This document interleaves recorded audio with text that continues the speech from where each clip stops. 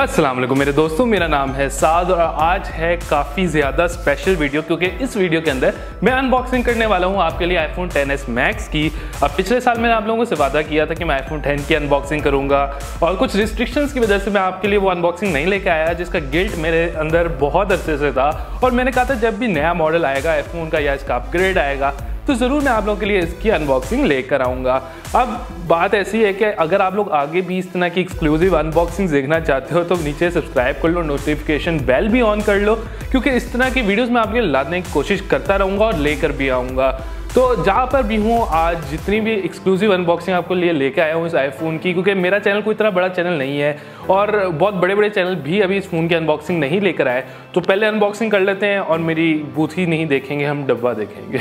यहाँ पे आपको एप्पल का टिपिकल बॉक्स देखने को मिलता है और साइड पे आपको गोल्डन कलर का आईफोन लिखा हुआ देखने को मिलता है, गोल्डन कलर का एप्पल लोगो देखने को मिलता है, बैक पे 256 GB ड्यूल सिम और आपको ये गोल्ड कलर में iPhone XS Max देखने को मिल जाता है। फ्रंट से हम इसे खोलेंगे जो कि टाइटली पैक है। यहाँ पे आपको कुछ पेपर वर्क देखने को मिलता है, यार पेपर पढ़ो ना, पेपर आपकी मर्जी है। हेलो यहाँ पे देखने को मिलता है, एप्पल स्टिकर्स मिलते हैं, इसको हम साइड पे रखते हैं क्योंकि इतनी इंपॉर्टेंट चीज़ नहीं है। यहाँ पे हम अपने आईफोन को निकाल लेते हैं जो कि मैंने ऑलरेडी खोल लिया इस डब्बे को, मगर फिर भी आपको खोल के दिखा रहा हूँ एक बार। नीचे आपको यहाँ पे हेडफोन्स देखने को मिलते हैं एप्पल की तरफ से जो कि इनके टिपिकल हैं। आपको लाइटनिंग केबल का कनेक्टर मिलता है, मगर यहाँ पे देखने वाली बात है आपको स्प्लिटर नहीं मिल रहा जहाँ पे आप 3.5 mm जैक लगा सको इस फोन के अंदर, तो ये थोड़ा चिंदीपन है एप्पल की तरफ से। यहाँ पे आपको यूएसबी कह रहा हूँ लाइटनिंग केबल मिल जाती है और जो कि बहुत जल्दी ख़राब हो जाती है इसके एज से।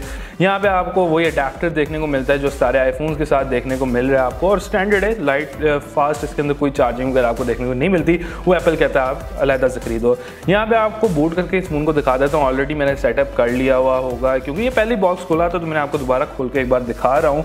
स्क्रीन प्रोटेक्टर थोड़ा सा टूटा हुआ है यहाँ पे, तो टेंशन नहीं लेनी कि स्क्रीन टूटी हुई निकली है या कोई स्कैंडल वैंडल नहीं है।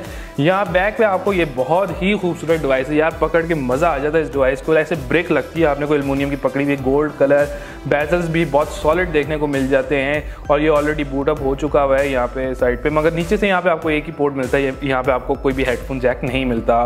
फ्रंट पे स्क्रीन इसकी बहुत अच्छी है, टॉप से भी देख लें तो सही है। इसकी स्क्रीन काफ़ी ज़्यादा अच्छी है और मुझे तो लगता है कि ये बेस्ट लुकिंग डिस्प्ले है जो मैंने अब तक टेस्ट किया है। इसके बेजल्स तो ना होने के बराबर है, बिल्कुल चिन तक इसकी स्क्रीन जाती है और ये काफ़ी ज़्यादा तेज़ मोबाइल है। ऑलरेडी काफ़ी ज़्यादा इसके अंदर ऐप्स लोड हो चुकी हुई हैं, यहाँ पे डायलर वगैरह सारी चीज़ें फ्लॉलेस। यार अगर ये 2 लाख का फ़ोन भी अगर फंसेगा ना तो फिर कैसे चलेगा। ये काफ़ी अच्छा और स्मूथ किस्म का फ़ोन है और मैं कह सकता हूँ कि ये बहुत अच्छा डिस्प्ले देखने को मिलता है। जो कैमरा मैं इसका देखना चाहता हूँ, यहाँ पे आपको कैमरा देखने को मिलता है। कैमरा में आप पिक्चर काफ़ी बगैर लैग के खींच सकते हो। यहाँ पे आपको ड्यूल कैमरा सिस्टम देखने को मिल रहा है जो कि काफ़ी अच्छा परफॉर्म करता है। यहाँ पे आपको 2x वाला मोड देखने को मिलता है कि आप जूम इन कर सकते हो, लाइक डिजिटल जूम नहीं, फिजिकली जूम कर सकते हो वाइड जूम लेंस के साथ। यहाँ पे आपको फ्रंट फेसिंग कैमरा भी मिलता है और पोर्ट्रेट मोड भी देखने को मिलता है जो कि मैं फ्रंट फेसिंग पर चेक करूँगा। यहाँ पे मैं लगा दूंगा क्योंकि ये पोर्ट्रेट मोड बहुत अच्छा आता है इसके फ्रंट कैमरा से। आप लोग अपने चेक कर सकते हो कि ये इस तरह खींचने के बाद आपको गैलरी में पिक्चर सेव हो जाती है। मैं कैमरा ऑन करके दिखाता हूँ आपको बैक से किस तरह की 2-3 सैम्पल शॉट्स लेकर देख लेते हैं।